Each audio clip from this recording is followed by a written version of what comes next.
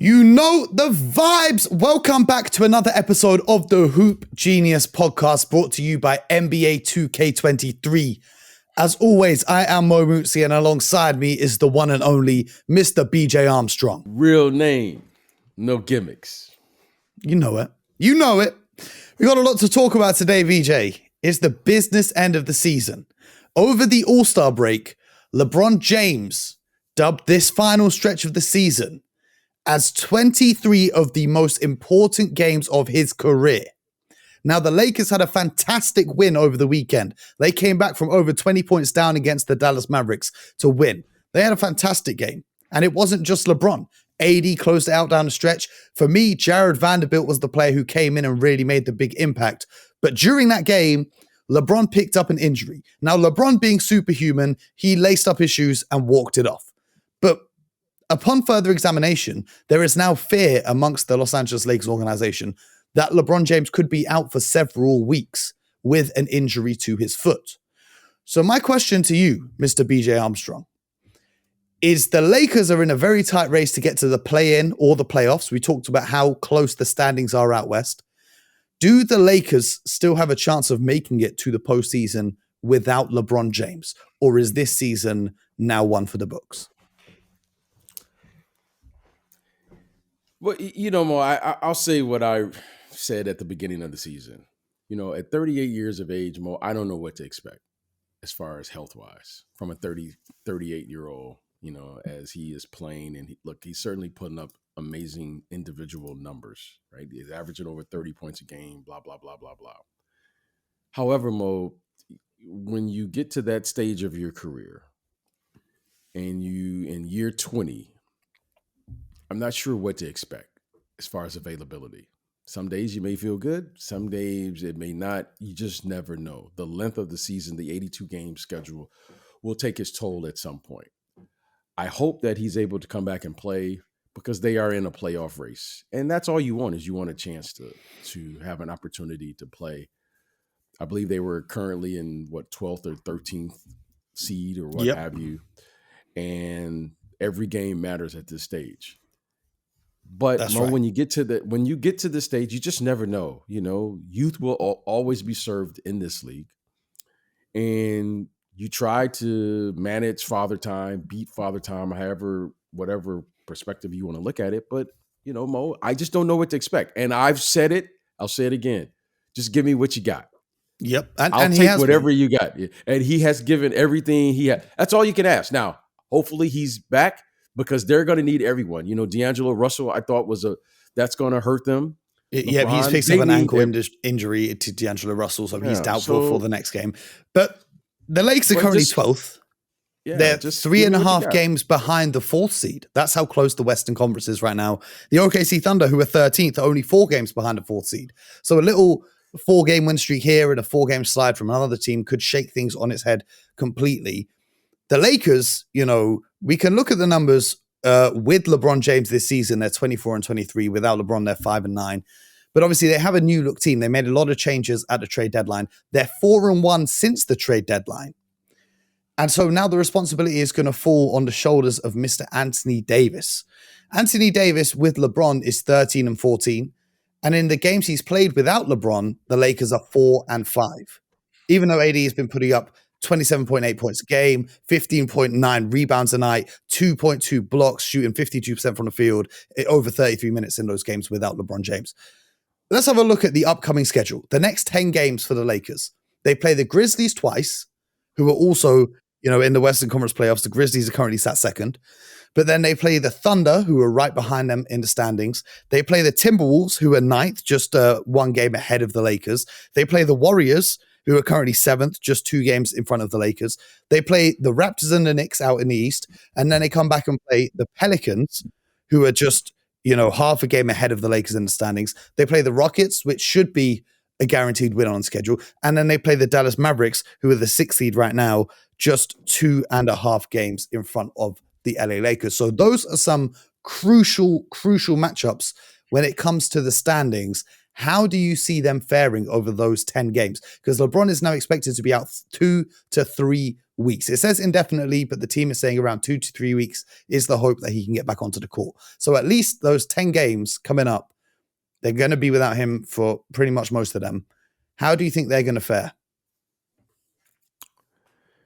Well, every time you step on the floor as a player, and I'm sure the LA Lakers are the same, these are all winnable games. So every game that they play, they feel, especially with the talent that they have. By the way, I really like the moves they've made as far as their depth and what they're doing. So if they continue to play solid basketball under Coach Darvin Ham and they continue to play their style and their brand of basketball, they have a chance to win. And meaning they have to defend and rebound and share the ball with one another. They have an opportunity to win. So does that increase their chances or their margin of error with LeBron and D'Angelo Russell? Yes. However, I still believe that this team, as is, have an opportunity to win these games. And you play with the mentality, you hear so many coaches say this, next man up. So they don't have a choice at this point. Right now, they have to find a way to get it done. And I believe that they have an opportunity to win these games.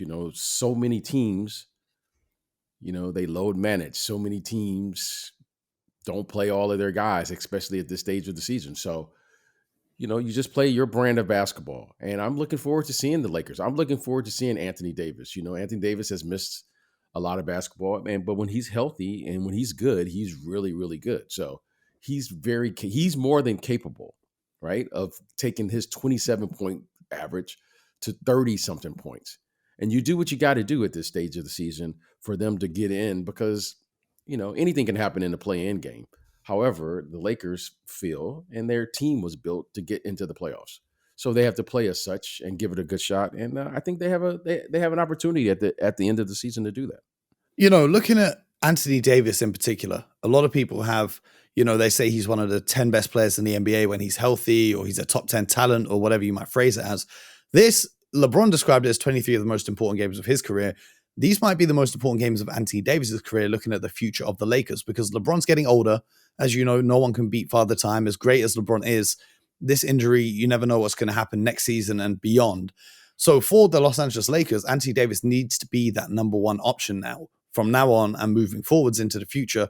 So it's going to be interesting how he reacts to that pressure and if he's available to stay on the court as well, because we know with his injury history, it's going to be, it's going to be touch and go every time that you see him go down or whatever it might be. He's not had the best luck, the best fortune with injury so far.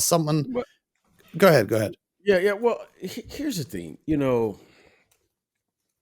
There's a narrative saying who's the best player. Everyone wants to be the star, right? And I get it. In the movies, everyone wants to be the lead character. However, every lead character or every star player knows the following, which our listeners should know. I don't care who the lead character is. I just want to have the best team. The lead character alone can't win by themselves. That it's never happened and never will. Now, it's fun to say that. It's fun to say now it falls on Anthony Davis. Well, it's kind of like every star player knows that they can't win a game or a series or a championship by themselves. But it's fun to say, right? Yeah. So here's the thing. The thing is, I'm not looking for Anthony Davis. I'm not, but maybe some people are. I'm not looking for Anthony Davis to carry anything. What I'm looking for Anthony Davis to do is to participate and play his role within the framework of the team. Because this team, they have a lot more depth than they had just a week or two ago. They have a lot more depth now.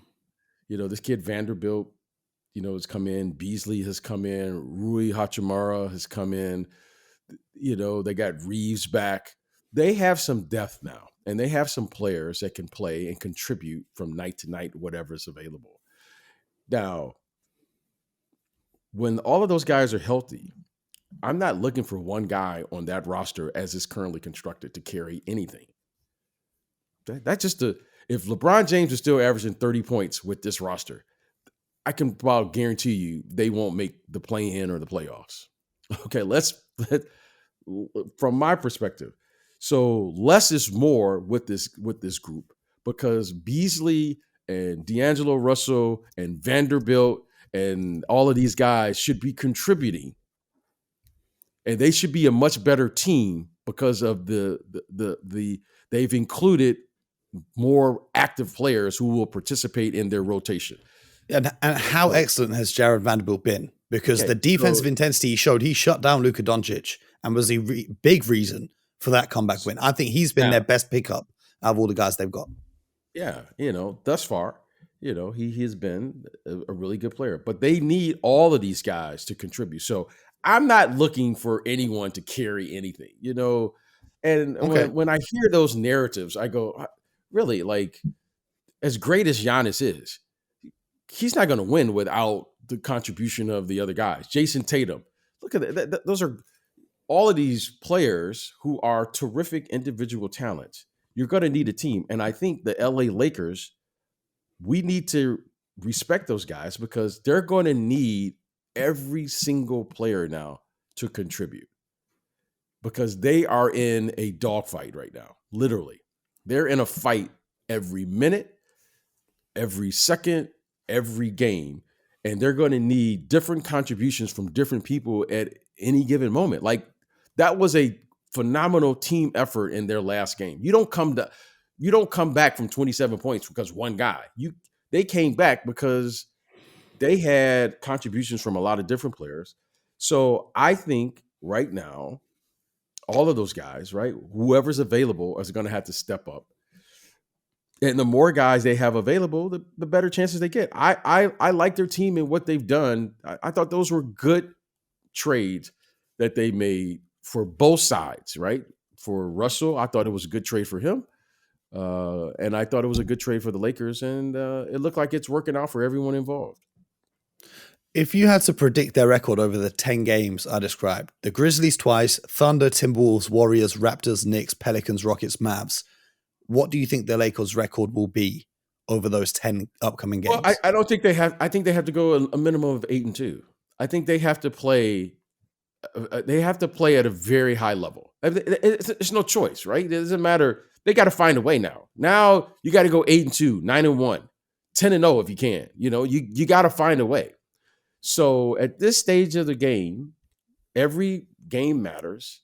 They've missed a lot of games due to a lot of their key players, in particular Anthony Davis, now LeBron James, has been out. But now they have depth. It's one thing, Mo. You and I have been together for a couple years now. You have to have talent and you got to have depth. These teams, when you see things continue to repeat themselves, you just got to acknowledge this is what it is. The way the game is played today, because of the pace of the way they play, you have to have depth in order to get through the regular season. Now, 20, 25 years ago, that wasn't the case. The game was slower. You played at a different place. You played a more team-oriented game. There wasn't as many individual clear-outs and all of the things. Now, guys are, everyone's crossing over and stepping back and pacing space and all of these things, double step backs. The game is much faster. Therefore, it requires you to have a much deeper team because of the way the game is played. That's just what it is. Now, we could keep saying all the other things. However, we know, Mo, you and I know, our listeners know, depth is probably one of the key components. Why? Because it's going to limit your opportunities to have to play guys extended minutes, which we know why. There's load management. Okay. We know that. So the fine line in there is saying, okay, if a guy probably shouldn't be playing 35 minutes a night. He should probably be playing 30 minutes a night. And you're going to need depth to be able to play and keep those guys healthy so that you can play throughout the season. So when guys do get hurt, like LeBron is currently injured, and we don't know how long he's going to be out, you have to play the games. So we know depth is a key component, and we know talent. And when you see teams have depth and talent, it increases their chances. Your Celtics, for instance, Jaylen Brown goes out, they keep right on trucking. Chris Middleton is out, they keep right on moving. you keep adding players like Jay Crowder, Joe Ingles. Those players matter. Those players. Now, Giannis will get all the headlines, but Jay Crowder, I think, is going to be a very impactful player for them. Yeah. Joe Ingles is rounding into shape. Yeah. So it's on to not just Anthony Davis, but all the role players. But, speaking about that comeback win against the Dallas Mavericks, we've had another question come in from the Discord. If you guys want to have your questions answered on the show, make sure that you get involved in the Discord, which is linked in the description. Mojo Jojo 93 says that the Mavs fans are panicking after the loss against the Lakers. Many of them want Jason Kidd to be fired. What do you guys think? Now, after that loss, Kevin O'Connor of The Ringer came out and said that the Mavs had bad defense, bad depth, and a bad coach. They're not serious contenders. BJ, I want to know from your perspective, what are your thoughts on the Mavericks? Do they need to make a change at that head coaching position, or what do they need to do to turn themselves into a contending team? Because they've now got two of the best guards in the entire NBA on their roster. Okay. I just want to stay consistent. You need talent and you need depth. Okay. They traded away their best defensive player. Okay, Mo? And the kid. Dorian Finney-Smith. Okay. When you're, I don't know. It just seems so obvious to me that it's not okay. So the easiest thing is we're going to blame somebody. No, it's not Jason Kidd. Okay. It's not Coach Kidd. Why? It's because, Mo, we just said here in the last segment, we need depth, which they just traded away their depth. All right. They just traded away their best defensive player. And we know in this league, right, you need depth and you need talent. But with that depth and talent, you got to defend, you have to rebound, and you have to share the basketball. Now, when I look at this team and the way it's been constructed, Mo, it's been a hodgepodge from the get-go.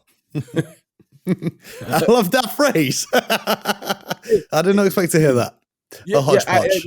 It's been kind of, it's just, it's like we're just doing things, right? We're going to just bring Kyrie in, and then what do we expect? And we're going to bring this guy in, and then we're going to take this guy out. And okay, now,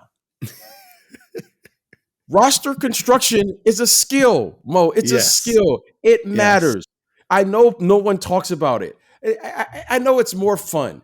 However, I feel an enormous responsibility. To share with our listeners the absolute truth and give them the entire picture of what this league is all about. You can't win in this league without defense. You can't win in this league without rebounding. You can't win in this league without depth. You can't win in this league when, they've probably played, I don't even think they've played 10 games together. Talking about Kyrie. Not yet. So, Mo, this isn't, and I know it's fun to do, right? It's fun to like, oh man, I got to blame somebody. Well, I got Kyrie and I got this guy. Well, it doesn't work that way. It just doesn't work. So, I'm going to sum it up by saying this. If this experiment is really going to work, talking about Kyrie and Luka. Okay, if it's really going to work, we're not going to find that out till next year. Why? Yeah. These guys haven't practiced together. They don't really know. We don't really know how to use these guys together. You got two guys who both need the ball. See, the key when you're putting together these teams is there's only one ball. Kyrie needs that ball. Luka, as great as he is, he needs the ball. Well, if they both need the ball, how are you going to construct a team where two guys need the ball? Yep. Mo, I hear it. And Mo, you're not practicing now. Mm-hmm. Your play calling is very limited. Why? Because I got to make the game as simple as I possibly can for both of these guys. I don't know who's their best defensive player is, but I know it's not Luka or Kyrie. Okay. Yep. I know it's not those two guys. I know it's not those two. No disrespect, but I know it's not those two guys. Your bigs, how you going to play with these guys? Because you can't have a post up. Why? Because you need the lanes open so that those guys can be Kyrie and Luka. But that probably means you probably won't have any shot blocking on the other end because, then how you going to play with your shooters? Well, your shooters are probably 9 times out of 10 aren't your best defensive players. So, Mo, all of this is going, as I'm watching, I'm going, they're just probably playing on talent right now, which is, let's keep the game real simple. Put those guys and try to stagger their minutes where they can both have the ball in at least for 24, 25 minutes a night, depending on who has it going between Kyrie and what's the name. And then you put other players around them. So the Jason Kidd and his staff are very limited what they can do. Well, I think the worry from a lot of Mavs fans is some of the quotes from Jason Kidd. For example, he came out after the Lakers loss and he said, actually before the Lakers lost, I think, he said, "I'm not the savior. I'm not playing. I'm just watching. As a team, we need to mature. We need to grow up," which is very similar to what he used to say whenever the Milwaukee Bucks used to lose when he was coaching them. So I think that's the reason why, Mavs fans are not happy because of Jason Kidd's response to the bad play from his team and having the excuse of we're a young team, we're immature, when that's not actually the case. Well, okay, that's not the case. However, it is the case when you keep changing the roster. Like, what do you want him to do right now? What do you want him to do? Defensively, what do you want him to do with this roster? What can he do? He doesn't have, we all know in this league, defensively, 2 things has to happen. 1, you got to have a rim protector. Or 2, you have to be able to defend on the perimeter by switching or having multiple defenders who can defend on the perimeter. Because 3-point shooting is a real thing. When I say it's a real thing, Mo, you have to defend the 3-point line. Okay. He doesn't have either one. So what do you want him to do? Like, I'm just being honest here. I'm not like blaming anyone. I'm just calling it like it is. You're right in the sense that we're not going to figure it out till next year. But exactly, Kyrie Irving is not guaranteed to stay in Dallas next year. He's a free agent in the summer. And if it's looking promising, management. So the management is to blame rather than the coaching staff or the players. Anyone, listen. Well, the fans are always looking for someone to blame. Yeah, that's fine. But here's the truth. The truth of it is, when you have an opportunity, like you just saw with Kevin Durant, when you have an opportunity to get talent, okay, I'll say it again. You need depth and you need talent. Kyrie Irving is as great of a talent as you can get. You got to do what you got to do to get him. However, when you get the talent, then you have to figure out the next part, how to get enough talent or players, and I refer to it as depth around him to complement the talent. Well, Mo, you trade somebody at the trade deadline, it's impossible to do that. Okay. So the fans can say whatever they want to say. You can do whatever you want to do, and we can blame whoever we want to blame.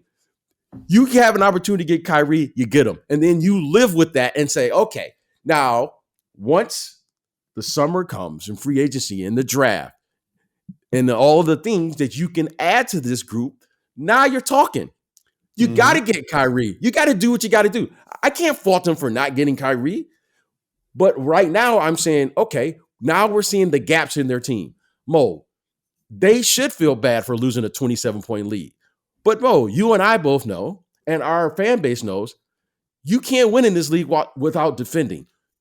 Who thinks that the Dallas Mavericks are a good defensive team right now? Raise your hand. The good news for the Mavericks is that Maxi Kleber is returning. So he adds a defensive presence. He can block some shots. And on offense, as you said, he doesn't need post-ups. He spaces the floor as a shooter. So that should help them. But we're only going to be able to tell. I really do hope that they can keep winning and make it to the playoffs, because we spoke about this yesterday. Kyrie Irving and Luka Doncic in the playoffs, that's must-see TV. We're going to end the show with this, though, BJ. We're going to play a little game. It's a game called Start, Bench, Trade. A long time ago, before you and I ever met, I used to do a podcast with my friend Lawrence and another one of my friends, Giannis, and we used to play this game on a podcast and the listeners loved it. So I thought, let's bring it back. So what I'm going to do is I'm going to give you 3 players, and you have to tell me that if you were in charge of the organization and you had these 3 players on the roster and you were forced to only put 1 in your starting lineup, 1 coming off the bench, and 1 traded, what you would do with those 3. You get it? Okay. We'll try. We'll try. So BJ Armstrong, start bench trade, Giannis Antetokounmpo, Joel Embiid, and Nikola Jokic. Who are you putting where?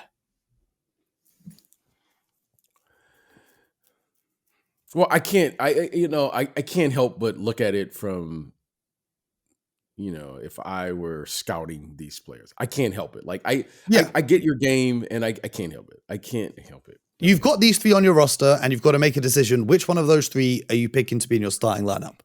Okay. My starter is Giannis without question. Right? Tell me why. I agree. Well, when I look at the way the game is played today, he's the most versatile out of all the players, right? When I'm building a team, I'm always looking at how many players I'm getting with one player, meaning I'm getting an offensive player. Let's put him at the 4. He's not only an offensive player at the 4, he's also a defensive player. So that's 2 players. He can play the 5. That's 4 players. He can play the 3 on both sides. Okay. Now I got 6 players. And I would argue, that he can play both sides at the 1. He's 8 players. Okay. He's the most versatile player. Okay. And I know his only blemish in his game right now is his ability to consistently shoot. So he may not be a 2 on the offensive end, but he for sure is a 2 on the defensive end. Okay? He's every position on the defensive end. Okay. So he's 9 players. He's 9 players with 1. So I would look at him and say, the way the game is currently played, he is the most versatile player because he will allow me to do something that the other players can't do. I can actually switch every position and defend the perimeter, and I can rim protect with just 1 player. Yep. There's only so many players that could do that. So I can't help but listen to that. There's only Giannis that can do that. Yes. So Giannis, Kawhi Leonard, for instance, you could argue there's some players out there. Maybe a prime Draymond Green. There's a few guys, but Giannis for sure has to be the star. I think he's the best of the 3. He's for me is the best player in the world, defensively and offensively. So now you're left with 2 guys. I'm left with Which 2 guys. one of them, Joel Embiid or Nikola Jokic? Who are you bringing off your bench? The other one will be moved off your roster. Okay. So here's the thing. Talent-wise, there's no question it's Joel Embiid. Okay. But I have to also understand the main thing always has to be the main thing, which is 82 games. Mm-hmm. See, your core of what you do, you have to build a team that will win in the playoffs, and you use the 82 games to practice how you're going to actually win. See, the core of roster construction is you don't build a team that plays one way in the regular season and then say, well, we got to slow the game down in the postseason. No, you build a team that can win in the playoffs, and we're going to utilize the 82 games to practice that. So when we get to the playoffs, we'll be prepared for it. So availability matters. So now when I say availability, suddenly now I can understand the value of Jokic. He may not be able to do the same things talent-wise as Embiid, but his availability now brings me to a real discussion. So now we start looking at things on how to build a team. Now, why does roster construction matter? Because you have to do 3 things. You have to defend. I think the best defender is Joel Embiid. Out of those 2. Out of those 2. The best rebounder. You can argue. I think it's a toss-up for the best rebounder. It's never about equal on the rebounds. You can argue, and then when you say passing, without question, the best passer is Jokic. Okay, yes. So now you got a real discussion here. You have a real discussion because you're going, now if Joel Embiid played the same amount of games, let's say they both played 82 games. you probably would tilt Joel Embiid. You probably would tilt just because of the athleticism, and defensively, we know he would complement Giannis better. However, the real concern here. Go ahead. I don't know, because when I think about complimenting Giannis, right? When you look at Joel Embiid, he needs to get those post touches, which means he's on the inside. Giannis' skill set is not playing with a big that plays on the inside. If you look at Brook Lopez, how he's evolved from an inside player to a three-point shooter. Joel Embiid, whilst he's good at shooting the three, Jokic shoots that at a much higher efficiency.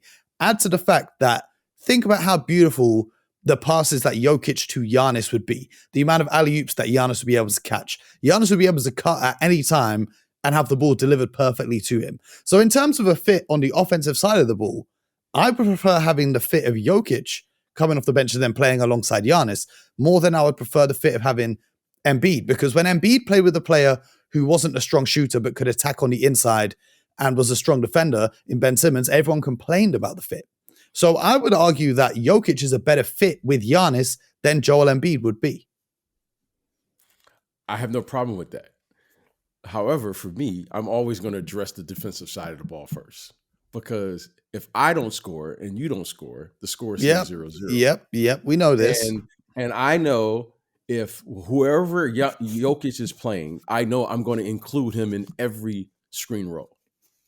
And I also know that there's only two ways in today's game to defend. You have to rim protect, which Jokic is not. And I have to be able to play on the perimeter, which that's just a fact. That's correct. That's correct. But I'm going from the lens of Giannis is that good, he can cover up the mistakes of a Jokic on the defensive side. So even if they are involving him in a screen roll, Giannis is there as that last line of defense to play the help defense and protect the rim. So that's the way I'm viewing through the lens. He's there. I hear where you're coming from. But again, that's what I want. If I'm playing against you, I'm saying, okay, I know I'm going to include Giannis, include Jokic.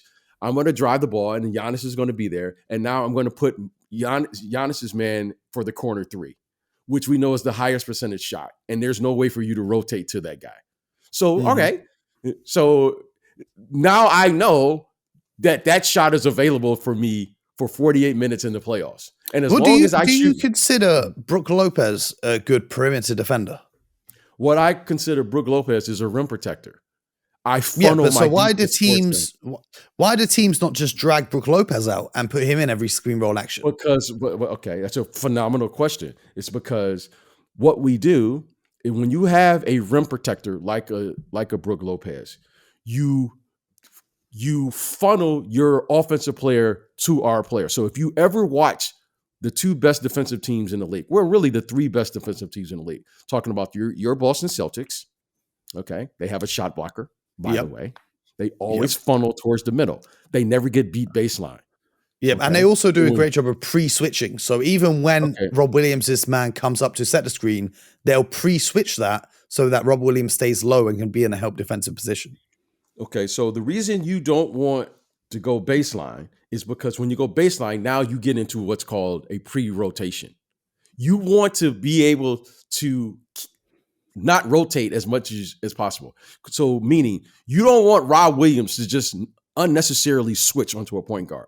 For what? So if you ever watch the Celtics play, which you always do, you funnel and you play defense and you funnel and you go behind. You call it chasing. You chase from behind. Now, when you chase from behind, the counter to that now is you see these guards, they always try to put somebody on their hip. Because most teams, the bad defensive teams, they switch that unnecessarily. And now you have a five-man guarding a point guard. The Celtics, the Cavaliers, and the Milwaukee Bucks, who we're talking about, they chase over. And when they chase, now you can't do a step back move. And now you have to either shoot a floater or a runner, contested, by the way. And Brook Lopez's job is to play cat and mouse to either contest that shot or contest the big who has to roll or pop. Yeah. Okay. But most teams don't chase over. The reason you can't switch on Brook Lopez is because the guard is always chasing. So if you ever watch the Milwaukee Bucks, This guy, Drew Holiday, he chases and then he gets back into position to defend again. He gives you multiple efforts on every defensive possession. Marcus Smart does the same thing. Jason Tatum now is doing that. And I'm going, oh, wow. Listen, watch this guy. When you start seeing your best players giving multiple defensive efforts, now you're saying something. So the reason Brook Lopez is so valuable is because while your job, Grayson Allen, is just to stay at home on, let's say, Jaylen Brown, Brook Lopez has to give 3 defensive efforts on every possession. He has to play cat and mouse with that guard once they run the screen roll. He's going cat and mouse. He has to defend whether the guard shoots it or he passes it to his guy on the roll action. And then he has to finish the possession by rebounding the ball on one possession.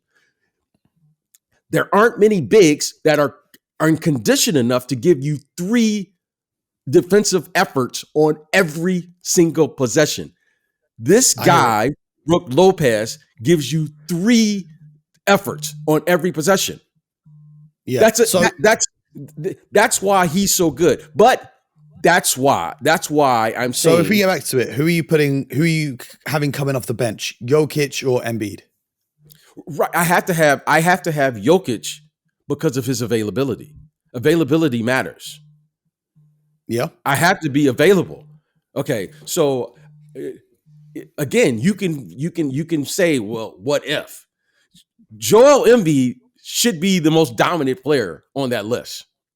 But because of availability, not because of talent, I have to have players on the floor for 82 games and live with what they do and what they don't do. There should be no doubt in my mind, if Jokic and Embiid played together, that team would win a minimum of 65 games. Yeah, I think any combination of the 2 or the 3 would automatically become the best team in the league. Like all 3 of them are so great. They all are. However, Giannis and Joel Embiid, look, offensively, it matters now in this league, without question. However, if I could play against a Jokic team as a coach, I know I can get the shots that I want. If I'm playing against a Joel Embiid team and a Giannis team, I got a serious problem. Yeah, because you follow what I'm saying? I'm just looking at the game technically. Jokic is a beautiful player. This isn't like, I'm just looking at what it is you can do. You got a game plan against these guys. I know right now that if I put Joel Embiid and Giannis on the same roster, on the same team, I could funnel my entire defense to take away all threes, and you can't attack me at the rim. Now, do I think I could devise another defensive scheme to complement what that Giannis and Jokic can do? Absolutely. Don't get me wrong here. This isn't like a drop off.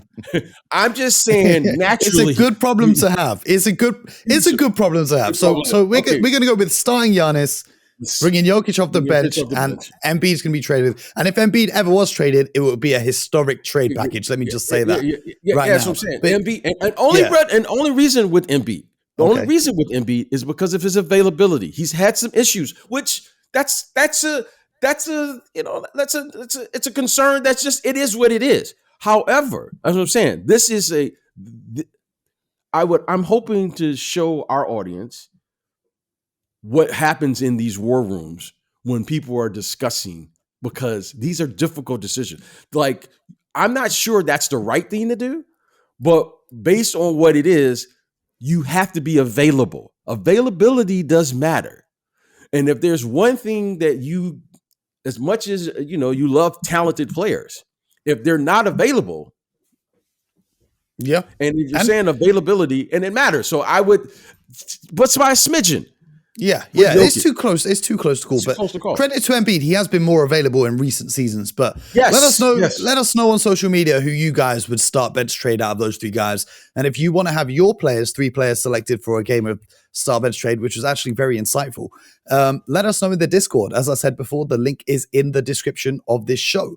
Thank you guys for tuning in to another episode of the Hoop Genius podcast. BJ, thank you for imparting your wisdom on us as always. Make sure you don't go anywhere, because tomorrow we'll be back with more talk from around the NBA. Appreciate you guys for tuning in. Make sure you're subscribed. We're putting videos on YouTube. We're on Apple. We're on Spotify. We're everywhere. Follow along. Brand new TikTok account at Hoop Genius Podcast. Check that out for the best bits of the podcast. Make sure you don't miss any of the action. We'll be back with more. And most importantly, get buckets.